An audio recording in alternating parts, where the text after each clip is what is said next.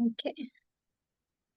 Good evening to everybody who's joining us from Estonia, and very good morning to Dr. Nilusha, who's joining us from Canada today. And it is my great pleasure to introduce our guest speaker for today. She is Dr. Nilusha Malmuthuge, and she is a passionate food animal microbiologist and immunologist who's dedicated to improving the early life for neonatal calves by harnessing microbiomes. She recently joined the Faculty of Veterinary Medicine at the University of Calgary as a Tier 2 Canada Research Chair, where she is leading an exciting research program focused on microbiomes in large and livestock animals. Before moving to academia, she was a research scientist at Agriculture and Agri-Food Canada, where she built a new research program aimed at improving beef calf health using cutting-edge multi-omics tools. She earned both her master's and PhDs from University of Alberta. Her work has been central to uncovering how the gut microbiome develops in newborn calves and how early life management can shape gut health and immunity. Above all, she is deeply committed to mentoring the next generation of scientists, especially those working at the intersection of microbiology and immunology. Today, she will speak to us on the title Enhance Early Life Programs, Harnessing the Microbiomes of Neonatal Calves. So, Dr. Nilusha, thank you very much for accepting our invitation and joining us from Canada very early morning. And now the floor is yours, and we are interested to listen to your the great scientific work you are doing. Thank you, Subhashini, and thank you, Suranga, for the invitation. And I really appreciate this opportunity to discuss what we have been working on calf gut microbiome over the past 15 years. So Subhashini did an excellent job introducing myself. Just to give you a bit of a overview, I'm originally from Sri Lanka, same school as Suranga.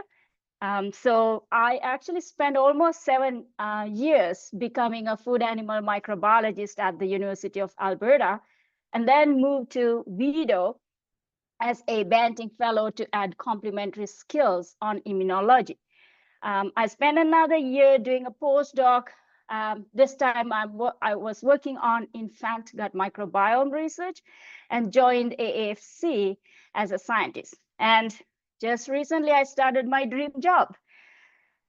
So during this journey, my research actually contributed to generating most of the pioneer discoveries on dairy calf microbiome, and there are region-specific modulation of the neonatal calf gut.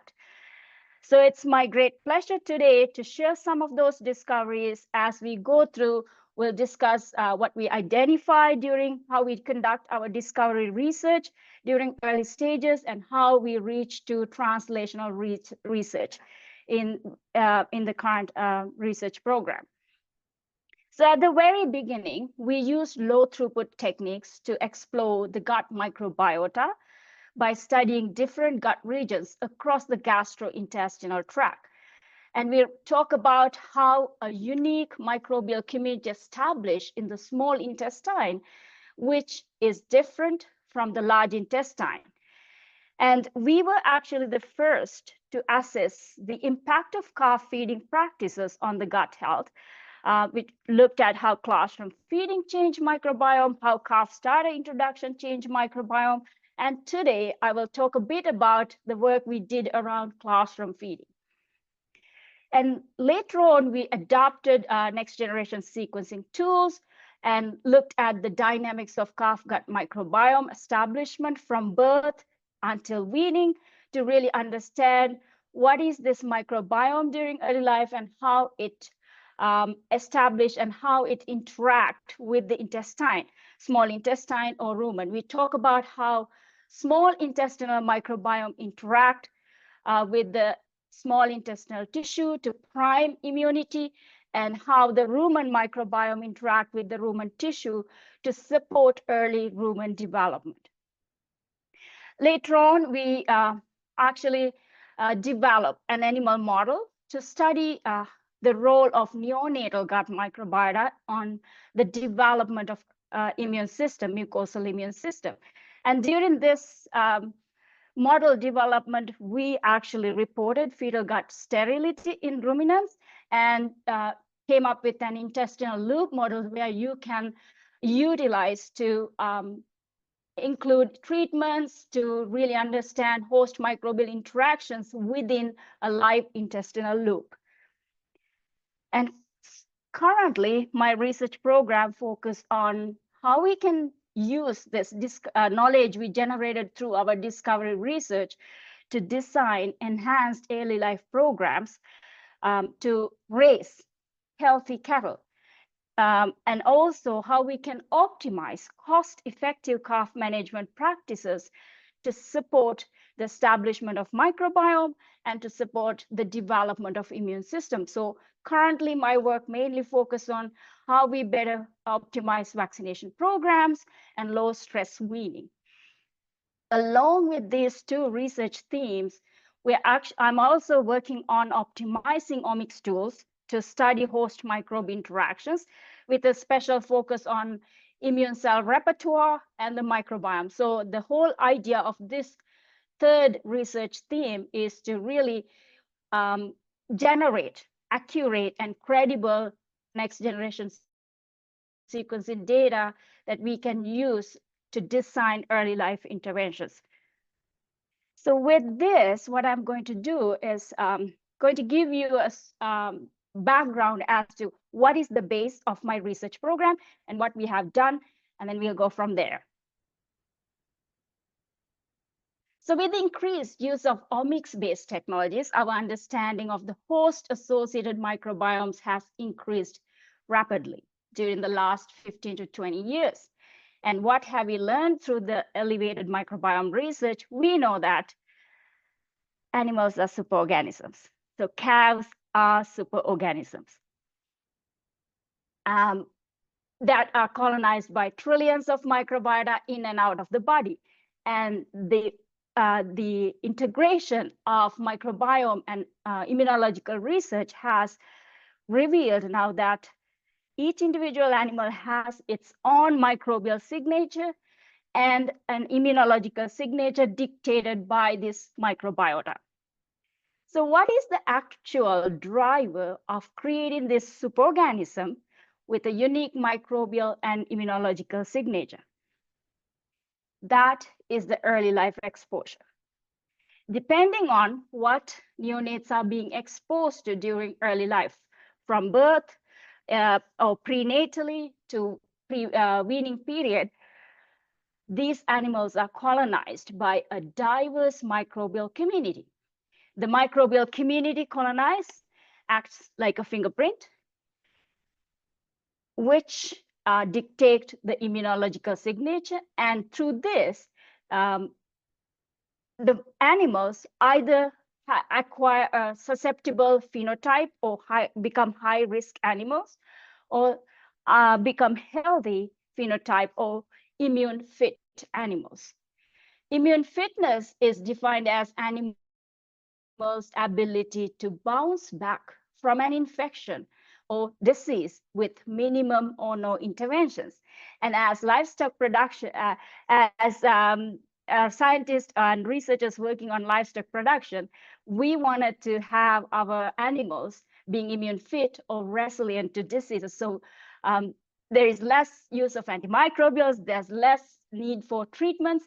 And I'm going to talk how we can actually use early life enhanced programs or microbiome-based knowledge to raise immune fit animals in dairy industry.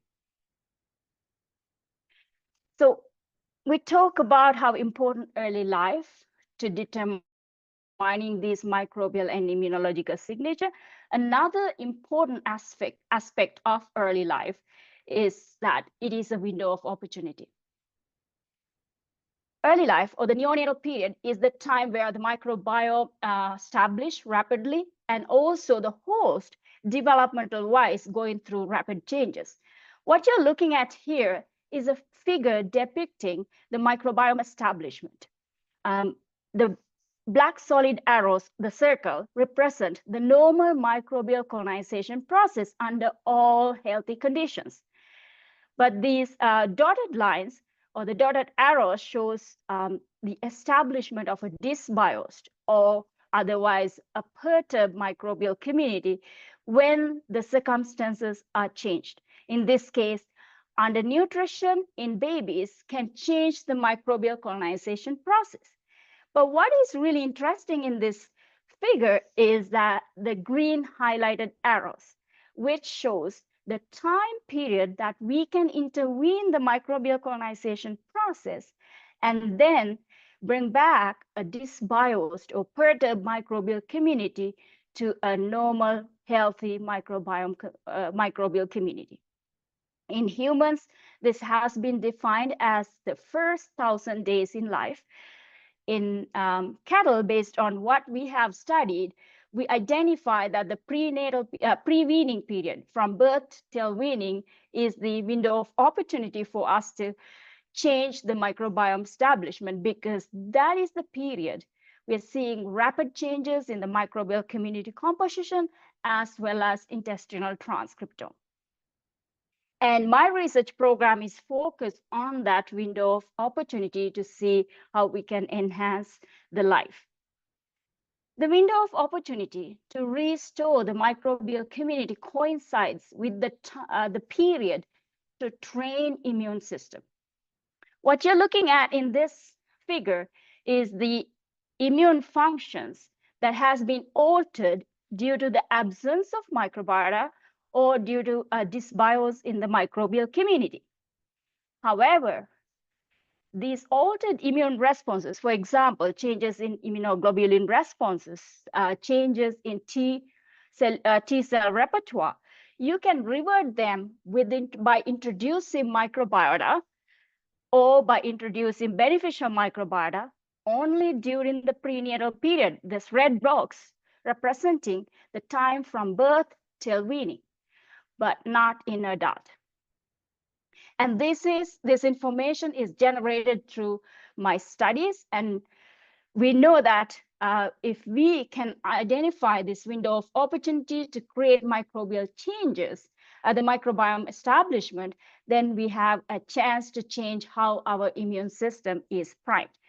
And that is the basis behind the research program that I'm working on. So we talk a lot of factors that could affect the microbiome establishment and how important the early life. What do we know about the microbial colonization process in newborn calves? Do we know what are the factors affecting the microbiome composition or immune development? Recently, we contributed to an invited review looking at the factors that affect microbiome establishment and the immune development in calves. The factors that affect early microbiome establishment and the immune development can be categorized into three: maternal factors, factors surrounding calving or at birth, and neonatal factors. When we look at cattle research, maternal factors and factors surrounding calving, how they influence the microbiome establishment and immune development, is still a huge black box, which we have a lot of potential to conduct studies to understand how we can better manage these pregnant cows to have a resilient calf. Neonatal factors has been well studied, especially in terms of how calf diet affect the microbiome establishment, how use of probiotics, use of antibiotics as treatment change the microbiome establishment, but not so much about the immune development. So this is an area we can actually still study a lot to understand what are the best ways to optimize pregnant cow management or neonatal calf management to raise healthy calves. So in our early research, we also wanted to understand the microbial colonization process in newborn calves. What you're looking at here is a result of 16S amplicon sequencing, where we compared the small intestinal samples collected from newborn cows within 30 minutes of birth and comparing the bacterial profiles to those of cows' vaginal tract and the rectum microbiome. And we wanted to really understand if there is a connection or relationship between cow microbiota that these calves are being exposed to during birthing process. So when you see a principal coordinate analysis, what we are looking at is each dot represent one sample. One sample means it is a bacterial profile generated from that sample. Closer 2 points means that they share more bacterial communities. Farther apart, 2 points means they share less bacterial communities. And you can see our red and orange dots representing small intestinal tissue and content of calves was separated from those of maternal microbial profiles. As the pioneers to report the regionality of gut microbiota, we attributed this separation, regional differences to the regionality of microbiota or the establishment of unique microbial community in the small intestine at very early time points. However, when we look at the studies that were conducted by other researchers using fecal samples to look at the fecal microbiota of newborn calves and compare it to the fecal microbiota of cows, they're also seeing a separation between cows and calves.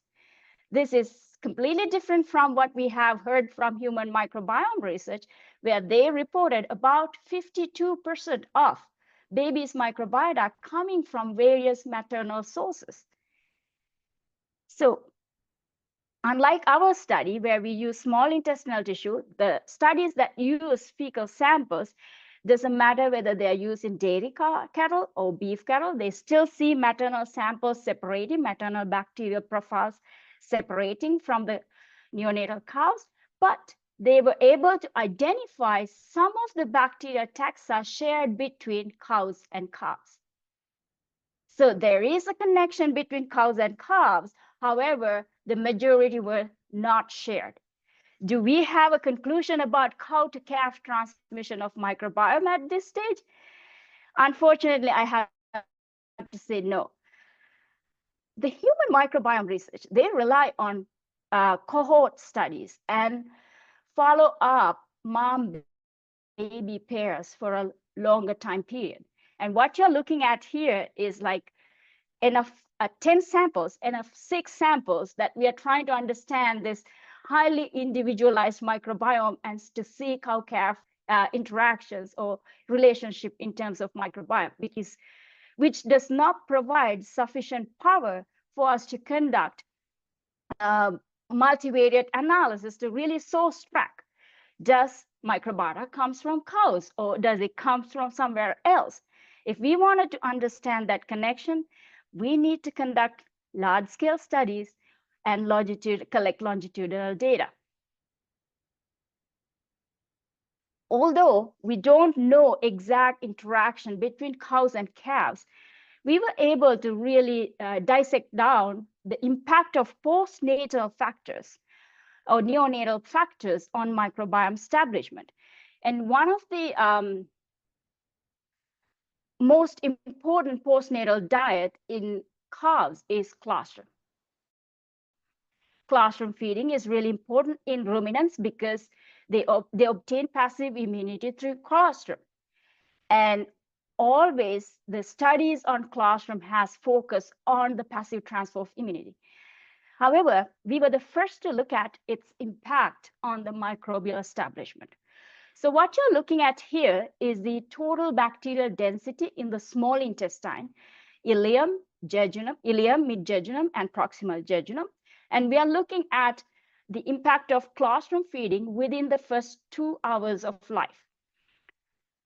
Here you're looking at the group of calves that did not receive colostrum, and a group that received fresh colostrum, and a group that received heat-treated colostrum. And we collected samples within 12 hours of birth. So we are looking at short-term impact of a single colostrum meal. You can see In the no colostrum group, the bacterial density in the small intestine is 100 times lower than that of fresh and heat-treated colostrum calves, indicating that colostrum is not just passive immunity, but it is also the nutrient for that rapidly establishing microbial community. It's not only the total bacteria, but also when we look at different bacterial fractions, we could see feeding colostrum is really important to boost the colonization of bifidobacterium, a beneficial bacteria that is dominant in almost all neonatal species. And bifidobacterium has many beneficial roles, especially in terms of priming mucosal immunity. And you can see the establishment of bifidobacterium increased with colostrum feeding in the small intestine and in the colon, indicating that colostrum has beneficial impact along the gastrointestinal tract. So this study is only looking at the first 12 hours. In another study, we were looking at the impact of delayed colostrum feeding, and now the microbiome, the bacterial density you're looking at is at 2 days after birth.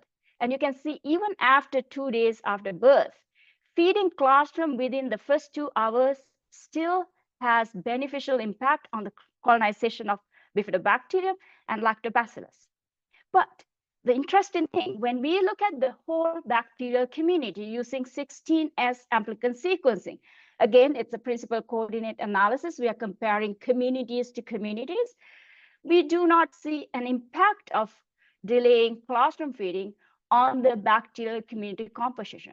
So what this means colostrum actually like to influence specific beneficial bacterial groups rather than changing that whole gut microbial community. So it looks like colostrum is selectively promoting the colonization of bifidobacterium and lactobacillus.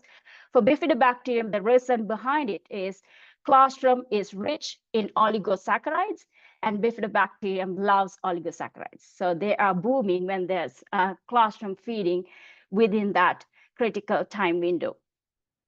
So colostrum not only just changing the beneficial bacterial community, but when we look at the intestinal transcriptome of these calves, 2-day-old calves, we could see that it's changing the intestinal transcriptome or the expression of genes. In the group that received colostrum within the first 2 hours, antigen presentation has become an enriched function. In early 2000s, studies have shown that if you vaccinate ruminants in utero, you can initiate antibody class switching, which is an important step to activating the adaptive immune system of a neonatal animal. And this tells us that if you provide colostrum, it is also priming that the mucosal immunity or adaptive immunity of newborn animals. So colostrum is not just about passive immunity, it's about changing the dynamics of beneficial microbiota. It's about changing the priming of mucosal immune system. We know that colostrum feeding is so important, right? But for so many different reasons in dairy industry, there are animals that do not receive colostrum for many different reasons, the recommended levels of colostrum. So we wanted to really understand how we can support a calf that did not receive recommended levels, because now we know they lack the passive immunity. And we know they're not going to get that beneficial bacteria blooming in the gut. And we know it might affect the mucosal immune priming. So in our first translational study, what we did, we wanted to see how we can use our microbiome knowledge to support the health or immune development, microbial establishment of calves that did not receive recommended levels of colostrum. What we did, we actually create a model by giving only 1/4 of recommended IgG. So we are specifically focusing on that passive immune component, passive immunity transfer. And then we allocated these animals to a prebiotic, probiotics, and combination of prebiotics and probiotics during the first 2 weeks of life. And we follow up these animals for 5 weeks of life, for 5 weeks. So again, we are just looking at the changes of the pre-weaning period. So what you're looking at here is what bacterial density data. And by day 7, providing prebiotics alone or in combination with probiotics start to increase the colonization of bifidobacteria and lactobacillus. If you are seeing odds ratio positive, that means compared to our control, colonization of bifidobacteria and lactobacillus has increased. We can see probiotic is also showing positive impact on the microbial colonization. But what is really strike us is that probiotic, by the end of 5th week, it's the probiotic that creates gradual but stable impact on the microbial colonization by increasing the colonization of bifidobacterium, our beneficial bacteria that is linked to the classroom feeding, and also total bacterial density. This is indicating us that if there is an animal with compromised classroom feeding, you can actually use well-planned microbial intervention during the window of opportunity, which is we use the first 2 weeks of life to create a change in microbial colonization dynamics. At the end of 5 weeks, we sacrifice these animals, and then a professional veterinarian score lungs to look at lung damage. When we look at the lung damage, we were looking at lung lesion scores. We could see in the probiotic and prebiotic groups, the likelihood of developing a lung lesion by 5 weeks of age decreased by 86% compared to a control calf that received only 1/4 of recommended IgG levels. So we are changing the microbial dynamics. We are also changing the overall health of these calves. The study is still undergoing. We are working on the intestinal transcriptome. We are looking at antibody responses specific to pathogens, and we are so excited to see what did our short-term microbial intervention during window of opportunity did to these neonatal calves during the pre-weaning period. And I think from now on, we will be looking at more how to improve this microbial intervention approaches. What is the dosage? How would we really provide the supplementation? And should we just focus on specific time periods? So there will be a lot to do to understand or to generate a successful microbial intervention for neonatal calves to create long-term health benefits. So I've talked about a lot what we have been working on calf gut microbiome.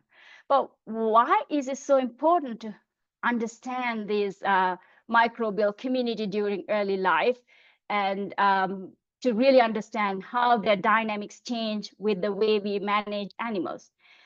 It's because we can actually use this neonatal microbial community and the colonization trajectories to determine future health outcomes. This has been supported by recent human microbiome research, where they identify colonization trajectories are linked to health outcomes of babies, especially if there's a high abundance of bifidobacterium during early life, during the first 6 months. These babies are going to have positive health outcomes. But now the natural question would be, what do we know in calves? So through our early investigation, we were also trying to understand the colonization trajectories and what these different compositions means during early life. We are relying on small sample size, but we were able to categorize these neonatal calves depending on the most abundant bacterial taxa. We identify a group of calves with high abundance of lactobacillus and a group of calves with a higher abundance of bacteroids. What is this means in terms of host? When we look at the intestinal transcriptome, the immune-related functions were differentially abundant, and the enrich functions were looking at different angles of immune responses.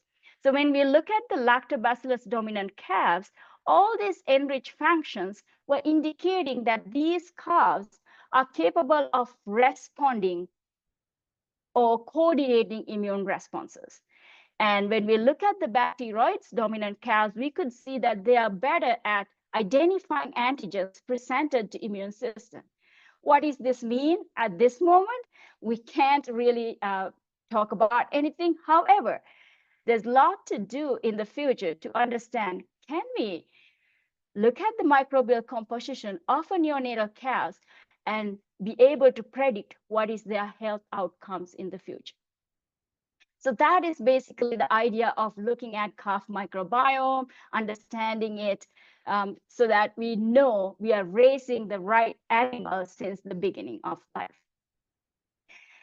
We have been working a lot on early life microbiome research, and through our research, we identify Bifidobacterium as one of the most beneficial microbial group.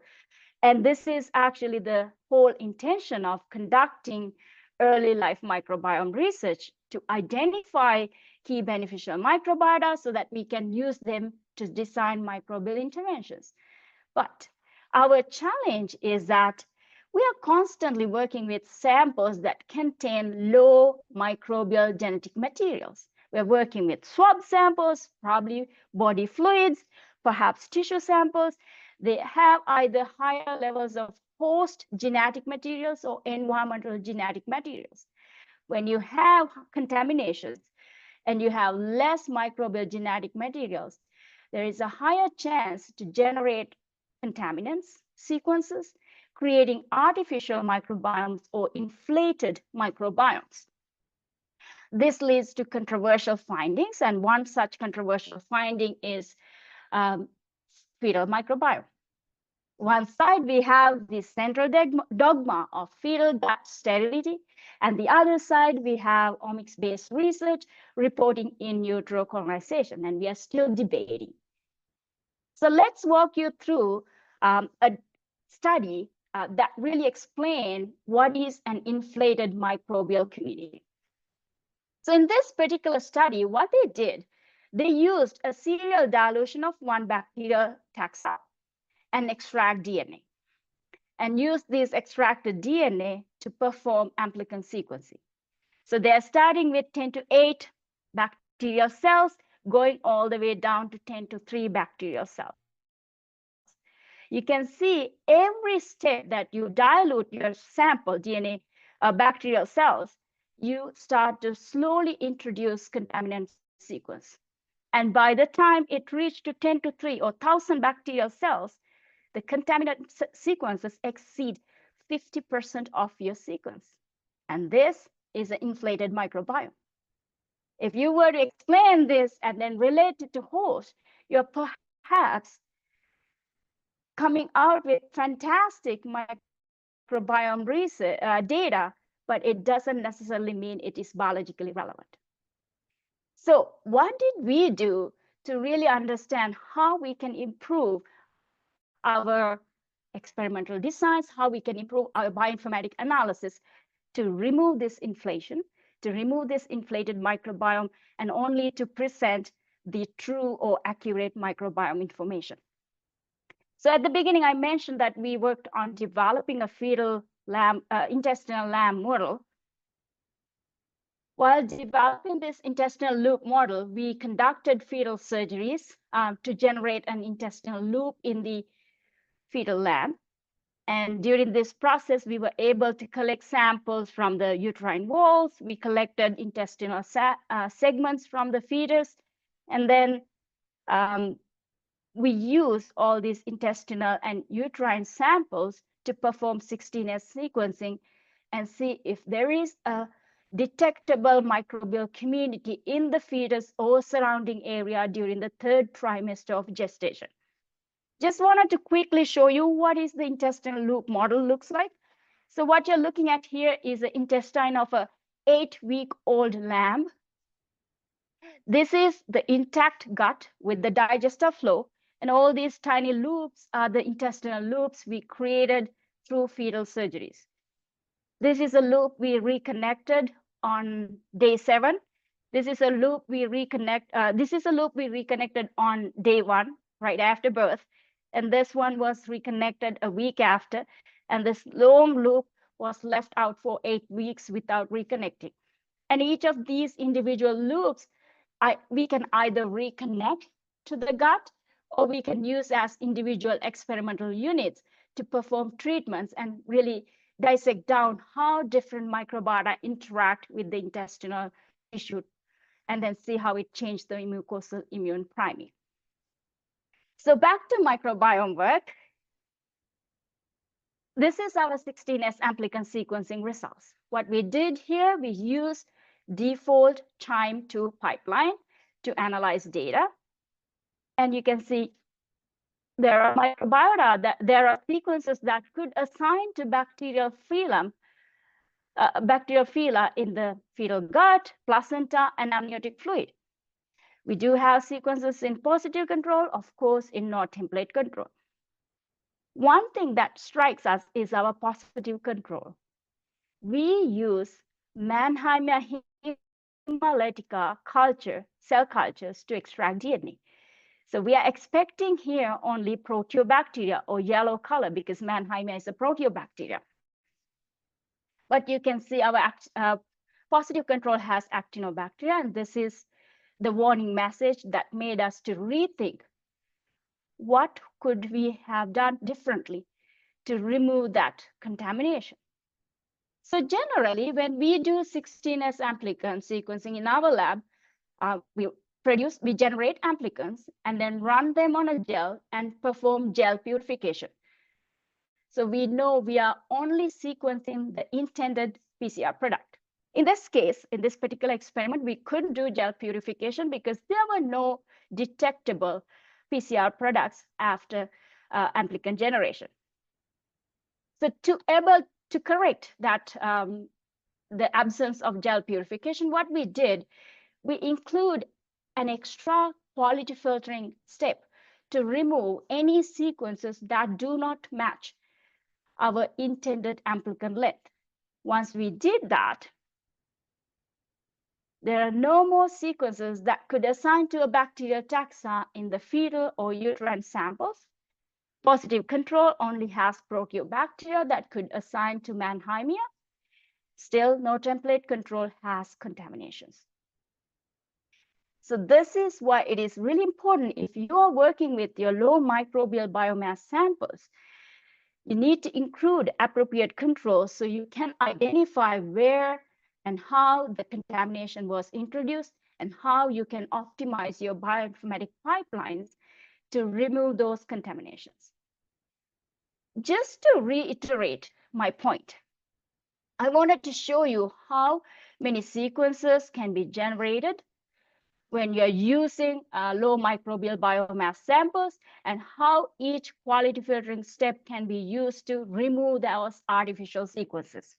So what you're looking at here is rumen tissue samples collected from C-section delivered calves, fetal gut samples from previous lab experiment, and we have a positive control again, DNA extracted from a single bacterium, and we have no template control. You can see all of our samples generate really high number of sequences through 16S amplicon sequencing. And we actually separated our quality filtering into 2 different steps. One, to remove any unassigned sequences and contaminations using the CHIME2 pipeline. And then we go back specific to our particular experiment, look at the low frequent, define what is a low frequent sequence, what is a low abundance sequence, and do a refining. Once we did these 2 quality filtering in the low microbial biomass samples, now you ended up with about 0.5% of original sequences. But you can see the high biomass sample or our positive control is retaining almost all the sequences. So this is actually showing us how much of garbage sequence you're generating by using low microbial biomass samples, and how important it is to have this control in your bioinformatics pipeline to remove all those contaminations and just to look at the accurate or true microbiome of a low microbial biomass sample. So I just wanted to quickly show you what the principal coordinate analysis comes out once you compared these refined sequences with the no template control sequences. You can see that pretty much we can't separate the sequences left in our rumen tissue or fetal gut tissue samples from those of no template control. So there is no detectable microbial sequences or bacterial sequences that we can generate from fetal tissue or a cesarean delivered calf and we cannot really separate that from the no template control, indicating that, again, how important to have those controls in your study and how important to go back and refine your bioinformatic pipeline.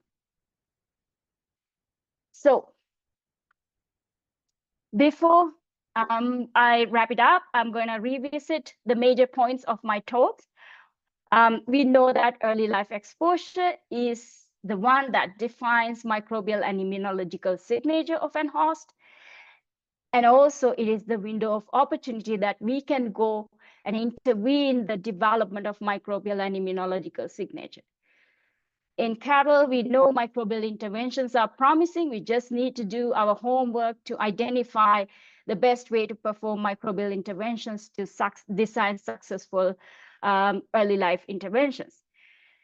Early life microbiome research are important, but we have to ensure that we are designing our experiments and bioinformatic pipelines in a way to increase the accuracy and to present the true microbiome. With this, I would like to thank all the collaborators and funders for their great support. Thank you all for joining, even though it is too late in there, and happy to entertain your questions. Thank you, Dr. Nilusha. It's like a very interesting and very clear lecture. So it's wonderful scientific work, and now the floor is open for questions. I hope, yeah. We have a question in the chat. I would read it to you. Sure. How does the early microbial colonization in the foregut shape the immune system during critical weaning transition period in young animals, for example, calves? What interventions such as nutritional, microbial, or management-based can support beneficial immune microbial interactions during this vulnerable phase? Yeah, it's from Professor Janaka. Okay. I'm assuming, but correct me if I'm wrong. Are you talking to rumen development here?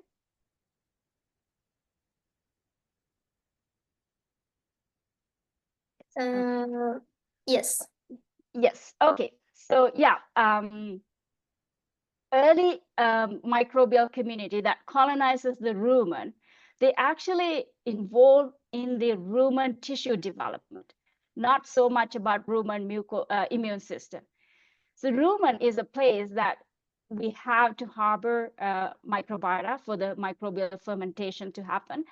So in the rumen, the immune system is down-regulated. It has so much of regulatory immune responses rather than inflammatory or protective immune responses. So there are some people talking about toll-like receptor expression and how microbiota regulate toll-like receptor expression in rumen, but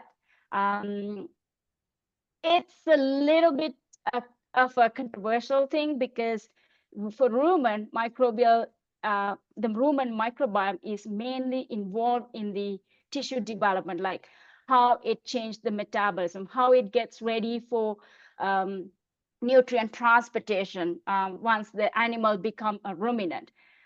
So there are studies conducted in goats, in sheep, that shows early microbial interventions, such as how these animals are raised. Do we keep them with moms? Do we keep them with other neonatal animals? And such management practices have been shown to change the microbial community composition, but their functions and how they change the rumen development has not been studied.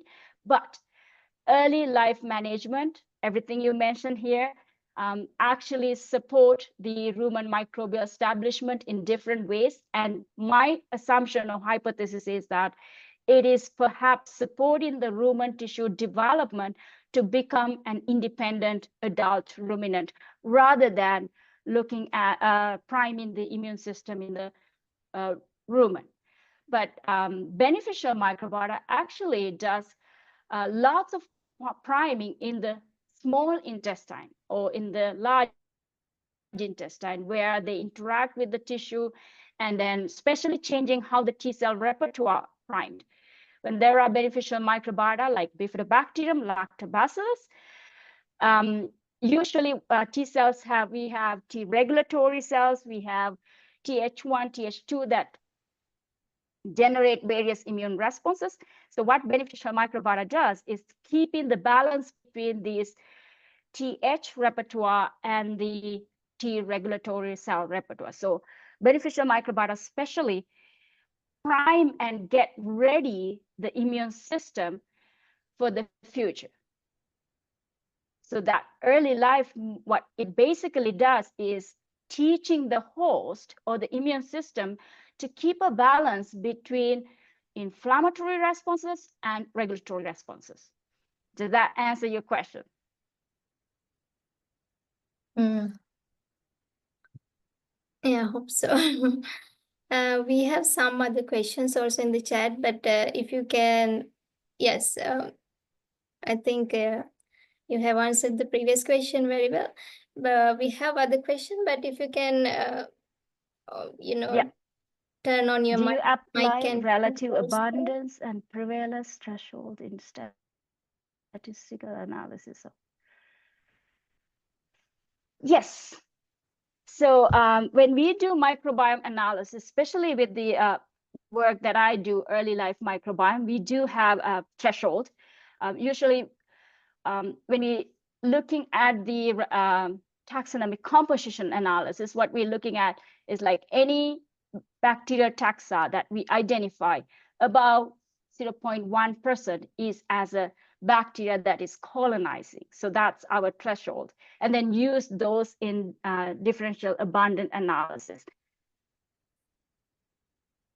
And of course, the threshold vary depending on the sample's type. So if it is a high microbiome microbial biomass samples, your threshold will be different from a low microbiome biomass samples. The other thing would be the stage of life that you're looking at. So you have to define that, and it has to be unique to your experimental design, your animal age, your all your metadata that you're collecting. Okay, let's see whether there are other questions. Until we get some more questions, I have like very simple questions for you. First one is like,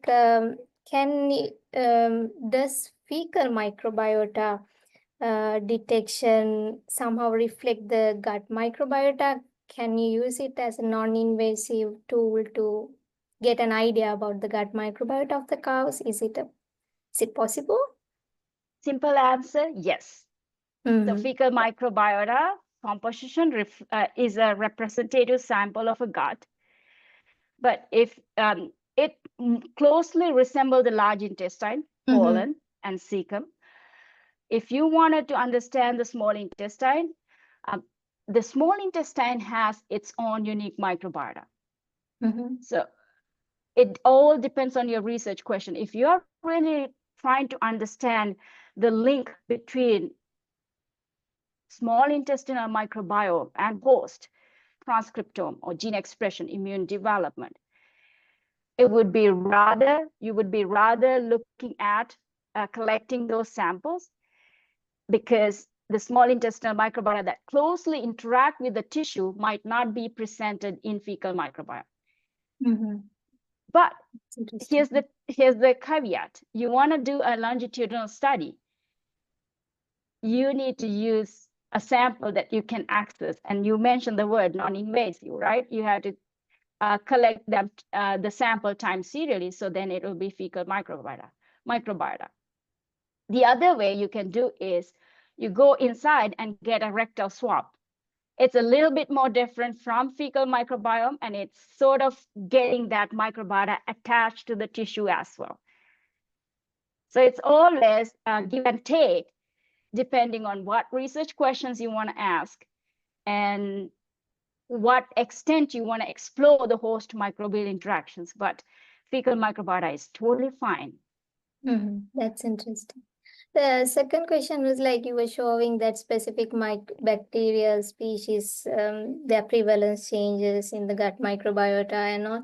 After all these omics analysis and all, are you in a position that you can develop some biomarkers to detect like the gut health status of these cows? Like not like analyzing the whole microbiome, but instead can you develop some biomarkers? And is it a possibility? There are bacterial species that has been recognized as biomarkers of neonatal calf diarrhea. So if you have high abundance of bifidobacterium in a fecal sample, that means these animals are less likely to have diarrhea during the pre-weaning transition. But if you have bacteria, especially proteobacterial groups like Escherichia, Shigella, Streptococcus, they're high likely to get diarrhea. But is that a reliable marker?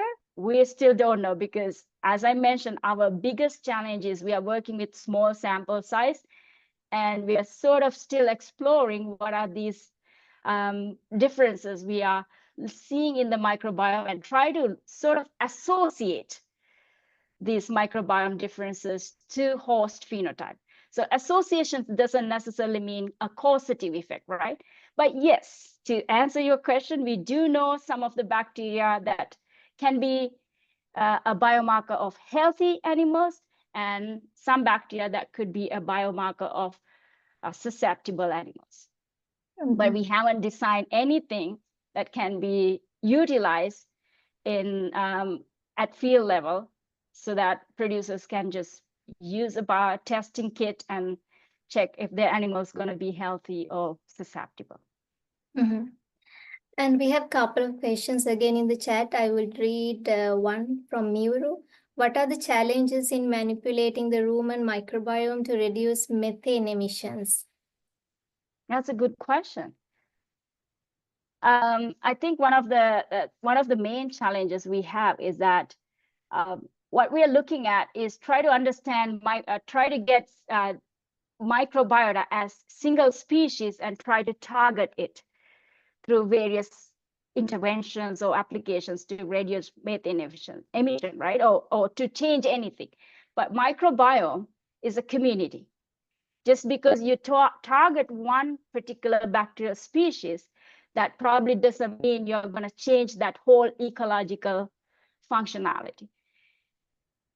So to me, that's the main challenge all these methane emission products are having, because our microbiome is something that they can change depending on the condition. So you can't expect the microbiome to react in the same way for a particular management practice all throughout the production cycle.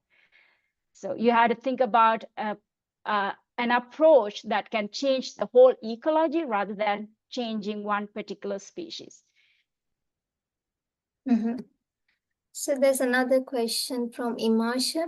How can precision early life feeding strategies in neonatal calves be designed not only to modulate the microbiome, but also to influence the host gene expression in a way that support immune development and potentially synergize with future gene editing approaches while ensuring long-term sustainability in livestock production?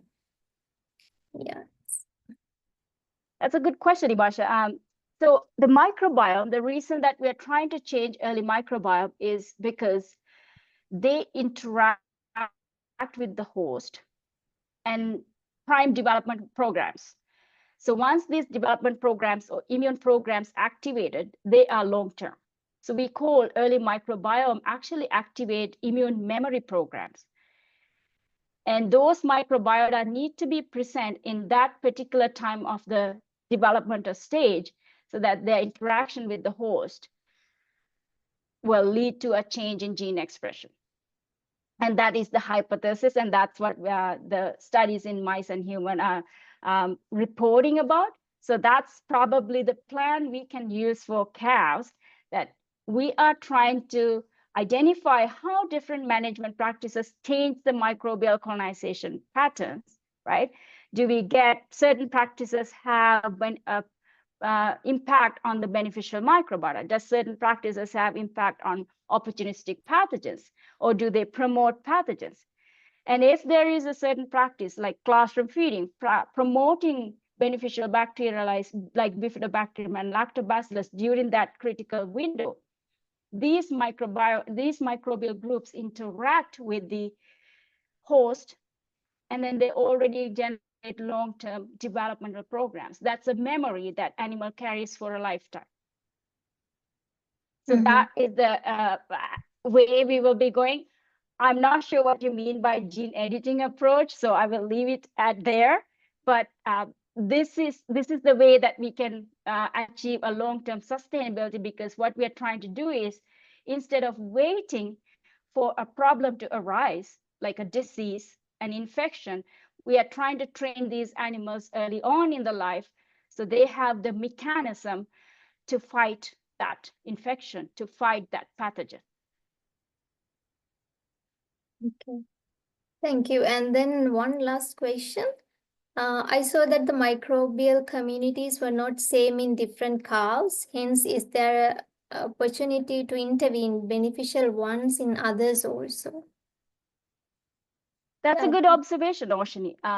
Microbiome composition, microbiome or microbial community during early life is highly individualized. You will not get two animals having the same, sharing the same microbial community in that early stage. It's not just something happening in cows, but any neonatal species, they have highly individualized microbial community. And among these highly individualized microbial communities, what we are looking at is to really understand which bacterial taxa stand out and how their trajectory flows during early life. And by doing so, we are trying to focus, or we are trying to target that beneficial group and help it to bloom during that critical period so it can interact with the host to support the host development. So we actually, what we call is microbiome and immune system co-develop during early life. It's a mutually beneficial interaction. So we are trying to focus on that aspect. Suranga has a question. Yeah. It's not a question, rather a comment or something. Thank you, Nilusha. I really appreciate your time and all what you put into your presentation, because I'm a novice. I'm just new to the microbiome because of Thomas and Estonian group. I jump into the microbiome work. I have never touched anything on microbiome in my previous work. So I think we have the Estonian scientists like Curly, Melly, Elizabeth, and Thomas. So they have been working on these aspects for a long time. And actually, one of my key intentions of introducing you through this is actually to this nice people who are working on that, and probably we should, because now even we have been trying to put EVs into that very recently, like the paper you must have read already from Chanaka. So, and we are now trying to look at how the EV transcriptome and proteome, all that is changing with the dysbiosis under different infections. And also we have it on gut and lung axis. Probably you just touch upon that using your IgG trial, and I'm sure Thomas, and then of course Thomas is already there. So I'm really excited to open up with this dialogue in the future, and probably maybe Thomas would be the best person to dive more into this. Thomas, it's over to you if you have anything that to be, to get to know from Nilusha. And yeah, please go Nice to ahead. meet you, Thomas. And here is Marina Loh. Yeah, Nice to Marina meet is- you, Marina. Marina just get married, so it's not Loh anymore. But anyway, it's not so important. Yes, Okay. we have done this, and we use very robust approach to this, but it will give us the opportunity to use more higher sample size. So and basically in our work we have seen the same things you just presented us, Okay. but not I in read so your detail. JDS paper. I read your JDS paper, which is very interesting. But anyway, I would like to ask about terminology, how to say it. We had, especially when we're writing our article, we have problem to explain, and reviewers didn't understand Okay. what we mean actually if we tell about the mechanisms how microbiota actually can have long-lasting immunological effects. You mentioned here term of influencing to the immunological memory. Priming Okay. immune memory, right? Yes. Yeah. We used immune priming as a term. Both are problematic because it seems, at least in veterinary science, reviewers don't recognize and don't accept those approaches. They don't know what it is. In the case of using the memory, they say, how do you can say it if you don't measure beta cells and this humoral response? Okay. And I see what you're getting at. Yeah. yeah, so it has some, as I say, terminological problems. Do we actually using the same terminology that everybody will understand what we actually mean about that? So what do you prefer? What kind of terms to use, and what because these studies are quite common from babies. How they explain what is actually happening, what the microbiota actually is doing, what kind of terminology they use for that? Yeah. So in human research, they have no problem using immune priming. And I do use it in my, like the review paper that I presented, I use immune priming. But what I usually do, I define it, what I mean by immune priming in the first instance you mention it. And then keep using it. Yeah. Yes. So it means that we will also you can use absolutely. Yeah, absolutely. Good. And hope if that will explain this kind of stuff. Yeah, usually animal science community, they sort of reject new terminologies at the beginning, but you continue to push that terminology, they will accept it. We had hard time when we start publishing microbiome research in JDS. They were like, microbiome, so what? Well, why do we need to care about microbiome? Now they ask for microbiome research in the journal, right? So it will be the same thing for you, but always if you're introducing a terminology, borrowing it from human research, just make it understandable for the livestock community and then continue to use it. You don't have to push it back just because somebody doesn't like it. Yes, I have this experience from my early days when I started to look at acute phase proteins, and then the term acute phase response, which comes directly for the human side, make people totally crazy. What is acute? What is acute? Where is acute? And then I say, okay, it's a general term. Actually, it's a very bad term because people who have not used to them, they don't understand what we're talking about. Is acute Exactly. immune response? Is this acute immune response? Not very exactly. It's a little bit different. Okay. So I have a big discussion with people, and they still probably don't understand what it is. That's right. Yeah. If they don't work in the field, but in humans they don't have this problem at all. They usually No, understand it very right? well. They're pretty advanced and liberal in terms of terminology use and come up with new terminologies. Yeah. We're still working with a set of traditional animal scientists in our society journals. So you actually sometimes have to work with those reviewers. Yes. That's probably, our limitation. But don't worry, it'll be okay. Yes. Eventually. Eventually, yeah. Yeah. Nilusha, can I ask one question? This is very technical, and because recently we got actually Thomas would supplement my question. So we have now a lot of set of sequencing data awaiting to be analyzed from EVs and actually from feces, if I'm correct. So and you just mentioned the use of positive control in the pipeline. So in this case, selling EVs, which is a very new thing in the fecal, fecal EV. We were the first to actually extract at least something like EVs and to show that there's EV there. So what is take, and what would be your advice for us when we do the mathematics?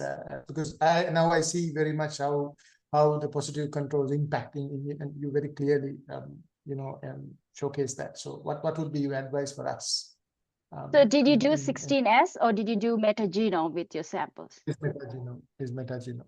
Yeah. It's metagenome. So metagenome, if you don't have a positive control sequence with your samples, that's fine. All you have to do is, remember I talk about filtering and refining steps. So the first thing, metagenome sequences, because it's extracellular vesicles, you have to do a good alignment to host genome to remove that chiral genome from your data set. And so once you get it, you will probably have to refine your quality filtering steps in a way to remove any, you're going to do assembly, right? I'm assuming. Whole genome assembly. Yes, probably. Maybe whole it genome depends assembly. Yeah. So you can do first without assembly. You can quickly do quality filtering just to make sure that you are getting the because I'm assuming it's about 150 base pair lengths, right? So make sure you get those 150 base pair lengths, and anything smaller than that, shorter than that, need to be filtered out during your quality filtering. And then you should be able to go by that to do quick diversity analysis and then look at the taxonomic composition. But your best bet would be doing an assembly, a de novo assembly, and try to create those longer reads or assemble reads and use it to do the taxonomic analysis. And that way your data is much more confident and you get rid of those artificial sequences that would inflate your data set. And the other thing I did not ask is that, did you use fecal samples straight to extract DNA? Or was it EV? Yes, we have. Yeah, we have both actually, directly from the fecal sample, as well as it's kind of, the same calf fecal sample and EV sample that we did. Yeah. So your fecal samples, you don't have to worry too much. It's a high microbial biomass sample. You're not going to amplify a lot of artificial sequences, but your EV I wouldn't consider it as a high biomass sample because you have host genetic material. And that's it for sure. When you're going to publish, it's good to do a de novo assembly and use that assembled data to generate microbiome composition data. Okay, probably Thomas, we can have a chat later with Nilusha when we are trying to get something. Yeah. Thank you, Nilusha. Yeah, you're welcome. Okay, it was a nice lecture and a lot to learn. This is not my field, but I myself learned a lot. Thank you, Dr. Nilusha, for accepting the invitation and joining us today with us. And I think there are no more questions, so it's time to leave. And thank you very much, everybody, for joining with us for this guest lecture, and see you in our next guest lecture. Thank you very much. Happy to join. Yeah, you have a good night. Have a good day. See you. Yeah.